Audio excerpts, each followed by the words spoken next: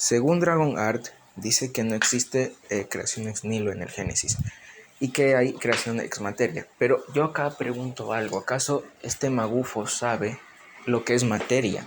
O siquiera sabe los términos de esto. En realidad la materia es nada. ¿Por qué lo digo? Aquí en este artículo claramente lo dice. Necesariamente la única entidad, y llamo materia, a la que por sí misma no cabe decir ni que es algo determinado, ni que es de cierta cantidad, ni ninguna otra de las determinaciones por la que se delimita lo que es. Se trata de algo de lo cual se predica cada una de estas y cuyo ser es otro que el de cada una de las cosas que se predican. Las demás en efecto se predican de la entidad y esta a su vez de la materia. De modo que el sujeto último no es por sí mismo ni algo determinado ni de cierta cantidad ni ninguna otra cosa, ni tampoco es las negaciones de estas, puesto que las negaciones se dan también accidentalmente en el sujeto. Entonces la materia en realidad es nada. La materia es nada. Y aquí DragonArt, cuando intenta defender su absurda postura, creación ex materia, pues ni siquiera el tipo investiga lo que es materia. Porque no estudia ni la definición, porque no me sorprendería, ya que el tipo es un crítico magufo que lo único que hace es decir que la Biblia se contradice y otras cosas. Así que no me sorprende que el tipo no sepa que en realidad la materia es nada. Y en el canal de mi amigo Azufre explica por qué la materia es nada. Ahora bien, en la Biblia, en Isaías 43, habla sobre la creación ex nihilo, porque dice, antes de Dios y después de Dios no hay otro. Ahí dice en Isaías 43, vayan a leer los versículos de Isaías 43. Las escrituras enseñan que no había nada más que Dios y que Dios, por medio de su sabiduría incalculable y su poder infinito, solo trajeron el universo, toda materia, energía, tiempo y espacio a la existencia de la nada. Y en Isaías 44:24 también lo dice. Este es de un profesor hebreo. Ahora bien,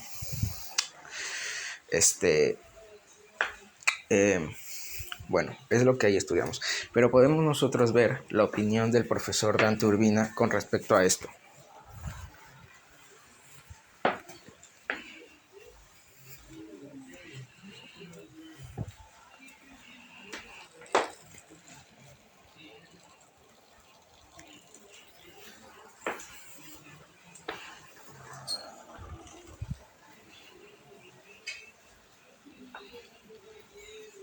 ¿Dónde está?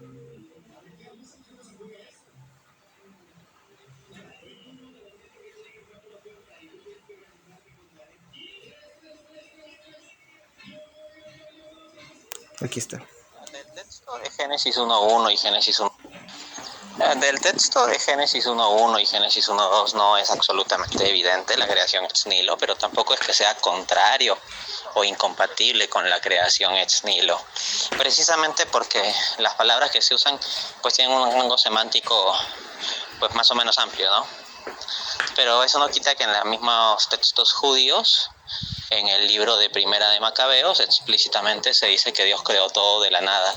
Así que, en vista de ese texto adicional, ya queda claro la visión de creación ex nihilo en el propio Antiguo Testamento. ¿Lo ven? Entonces, DragonArt, obviamente, siendo un profesor, no diría un profesor, más bien diría un payaso, porque el tipo lo único que hace que es burlarse de los apologistas, como Rigoberto, cuando el tipo ni siquiera entiende lo que es la creación ex nihilo. Ahora bien, con respecto al libro de Daniel, donde él dice que se escribió mucho después de los eventos, pues el tipo ni siquiera da evidencia para afirmar tal afirmación. Verán, yo voy acá a ir al artículo en JW, de hecho del libro de Daniel, donde yo ya leí sobre esto. A ver.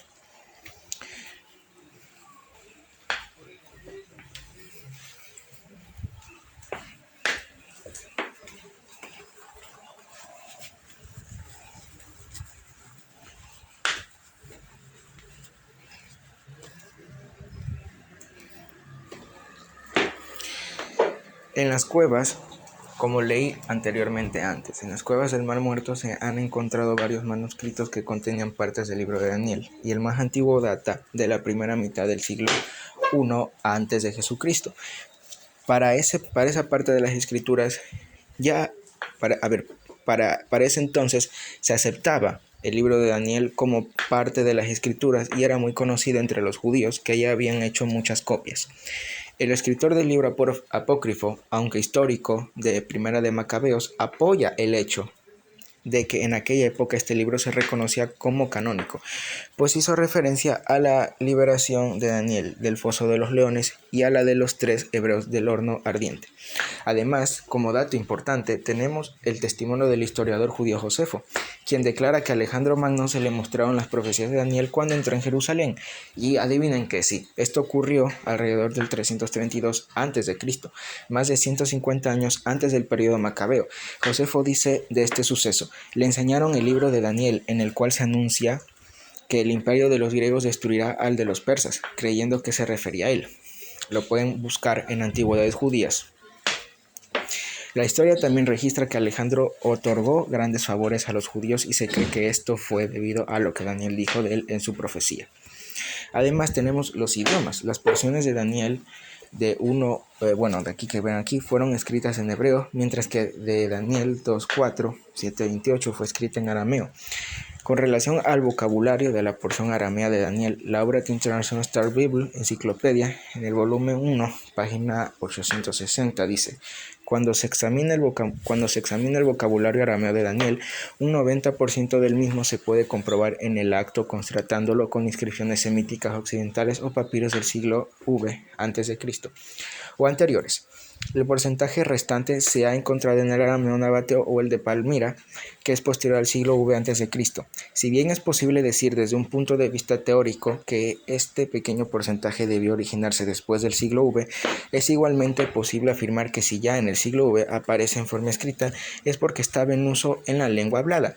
Sin embargo, la explicación que con gran diferencia parece más probable es la que hoy carecemos del conocimiento necesario sobre la evolución lingüística.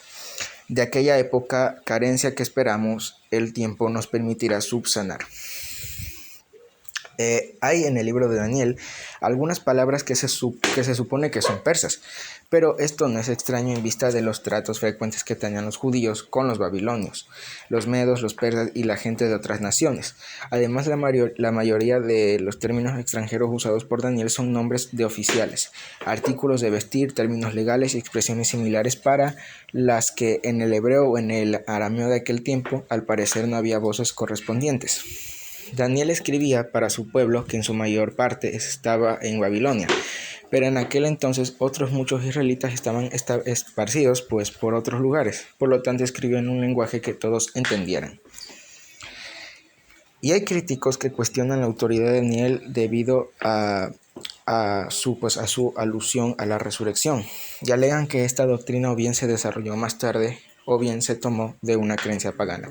Sin embargo, su alusión a la resurrección concuerda con el resto de las escrituras hebreas en las que se hallan afirmaciones de fe en la resurrección, como lo ven en los textos bíblicos.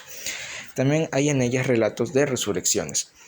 Por otra parte, una autoridad como el apóstol Pablo dijo que Abraham tenía fe en que los muertos se levantarían y que otros fieles siervos de Dios de tiempos antiguos esperaban la resurrección. Incluso Jesús mismo declaró pero el que los muertos son levantados. Hasta Moisés lo expulsó en el relato acerca de la zarza cuando llama a Jehová el Dios de Abraham y Dios de Isaac y Dios de Jacob. Los que afirman que el libro de Daniel no es realmente profético, sino que se escribió después de que ocurrieran los acontecimientos, tendrían que atribuir su escritura a un periodo posterior a los días del ministerio de Jesús en la tierra, pues el capítulo 9 contiene una profecía concerniente a la aparición y sacrificio del Mesías.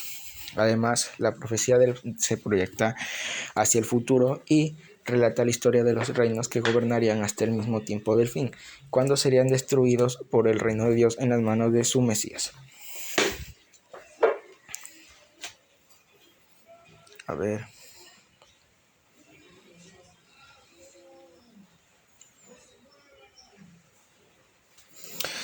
Ahora, ¿por qué algunos críticos dudan de la autenticidad de Daniel?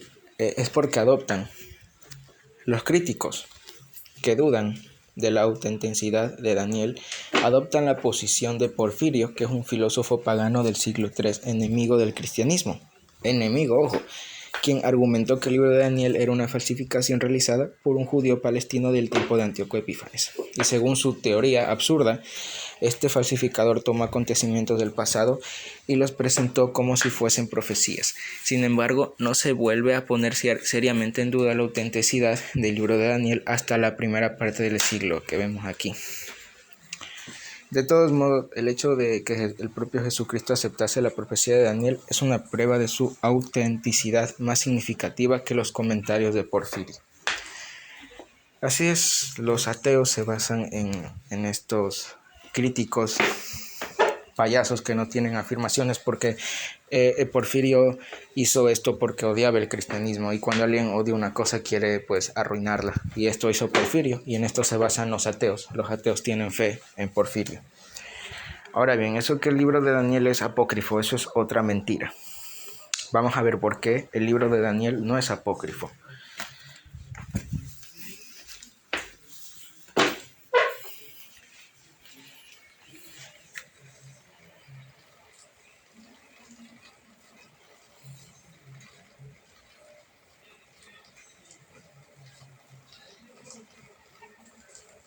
Uno de los argumentos que con más frecuencia se esgrimen contra el libro de Daniel tiene que ver con el lugar que se ocupa en el canon de las escrituras hebreas. Los rabinos de la antigüedad agruparon los libros de estas en 3 secciones: la ley, los profetas y los escritos. A Daniel no lo situaron con los profetas, sino con los escritos. Según alegan los críticos, ese es un indicio de que el libro no debía de conocerse para el tiempo en que se recopilaron las obras de los demás profetas, y suponen que se incluyó en los escritos debido a que estos se recopilaron más tarde. Sin embargo, no todos los biblistas coinciden en que los antiguos rabinos dividieran el canon de una forma tan rigurosa o en que excluyeran a Daniel de los profetas. Pero aunque los rabinos lo hubieran catalogado entre los escritos, probaría ese hecho que el libro data de una fecha posterior. De ningún modo. Prestigiosos eruditos han propuesto varias razones por las que los rabinos pudieran excluirlo de los profetas.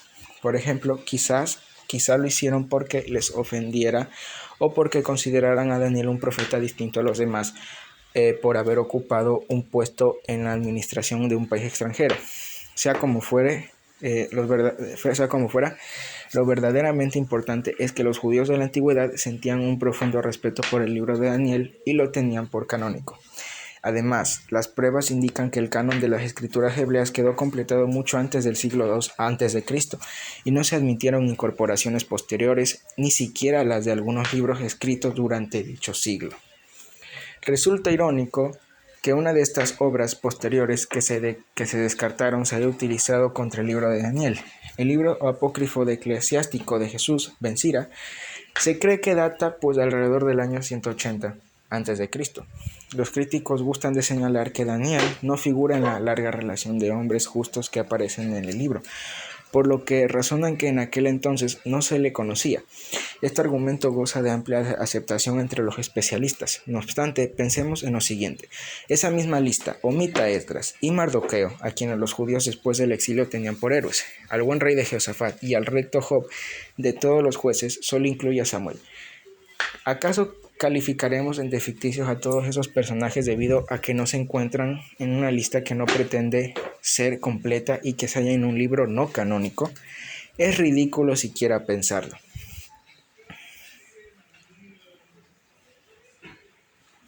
Volvamos a los aspectos positivos de la cuestión. Se ha dicho que ningún otro libro de las escrituras hebreas está tan corroborado como el de Daniel. A modo que de ejemplo, el célebre historiador judío Josefo atestigua su autenticidad, pues indica que cuando Alejandro Magno llegó a Jerusalén, su ofensiva contra Persia en el siglo que vemos aquí, los sacerdotes le enseñaron una copia del libro de Daniel. Y esto es súper importante porque ya lo leí antes. El propio Alejandro comprendió que las palabras proféticas de Daniel se le señalaron se referían a su propia campaña militar contra Persia. Este hecho habría ocurrido 1 siglo y medio antes de la falsificación que suponen los críticos ateos. Por supuesto, estos han atacado el mencionado pasaje de Josefo y su alusión al cumplimiento de algunas profecías de Daniel. Sin embargo, como dijo el historiador Joseph W. Wilson, es probable que Josefo supiera más al respecto que todos los críticos del mundo. Y con lo otro, que es lo de la creación ex nihilo, les puedo pasar un link, un artículo del profesor William Gray, que pues habla de la creación ex nihilo y la defiende. Ahora, con respecto a lo otro, en la refutación de Dragonheart, me olvidé de presentar estos argumentos. Cuando él refuta a Hidalgo, pues lo hace pésimo. Mateo 2.1 dice que Jesús nació en Belén y menciona que los sabios del oriente vinieron guiados por una estrella. Esto no contradice a Miqueas 5.2, sino que lo confirma. La estrella no está mencionada en Miqueas porque los profetas revelaron diferentes aspectos pues, del plan divino, y Mateo conecta ambas narrativas para mostrar que se cumple la profecía. En la Biblia, una estrella se usa como símbolo de un príncipe glorioso, como cuando el profeta Balaam dijo: saldrá estrella de Jacob y levantará cetro de Israel. Los reyes de Jerusalén, pues comenzando con David, se sentaban en el trono de Jehová como representantes del Altísimo, y por esto eran como estrellas de Dios. Pero tales reyes de la línea de David no eran más que precursores del gran rey Jehová. Jesucristo, el Hijo de David, al ser resucitado de entre los muertos y glorificado en el cielo, Jesús dijo: yo soy la raíz y el bastajo de David, la estrella resplandeciente de la mañana. Él prometió hacer a sus seguidores ungidos como la estrella de la mañana del reino de Dios, diciéndoles: y al que venciere y guardaré mis obras hasta el fin, le daré autoridad sobre las naciones y le daré el lucero de la mañana. Aún en los días de Moisés había indicación de que una estrella saldría de Jacob y se levantaría. Números 24:17 compárese con Salmos 89:34-37. Lean los versículos. Jesús se identificó claramente como esa prole de David y la brillante estrella de la mañana. Revelación 22:16. Ahora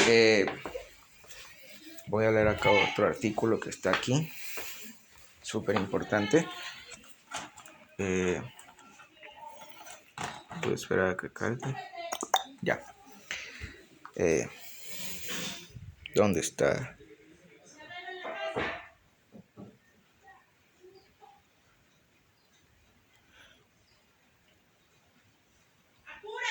¿Dónde está? ¿Dónde está el versículo?